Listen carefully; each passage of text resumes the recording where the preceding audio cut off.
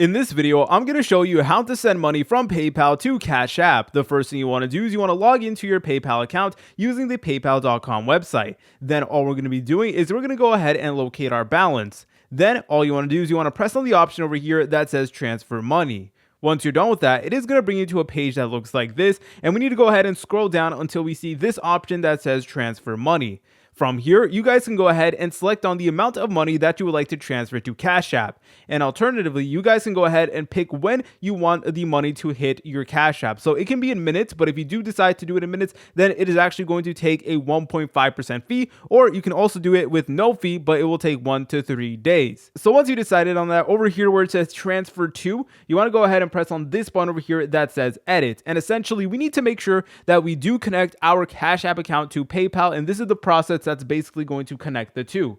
All right, so once you're over here, all you want to do is you want to select on this button that says link a bank. And then it is going to give you a list of all of the different banks over here. And you will notice that Cash App is not actually on this list, but do not worry because we could still go ahead and connect it. So for example, if I do look up Cash App, you'll now notice that it is not an option, but we can go ahead and press on this link that says link bank manually. So let's go ahead and press on that like so. Then it is going to say link a US bank account. And from here, we need to go ahead and select on checkings, and we need to go ahead and input our Cash App routing number and account number. So now let's jump over to Cash App because I'm going to show you guys exactly where you need to look in order to get these two numbers. All right, guys, so here we are in Cash App, and the next thing you want to do is you want to go over here to the very left in this part of the menu, and you will now notice that over here we do have our cash balance. It's going to show us all of our different like investments and stuff like that. And over here you want to go ahead and press on the cash balance like so. Now, my screen is black at the moment, but whenever you do press on that option, it is actually going to display both your routing number and your account number.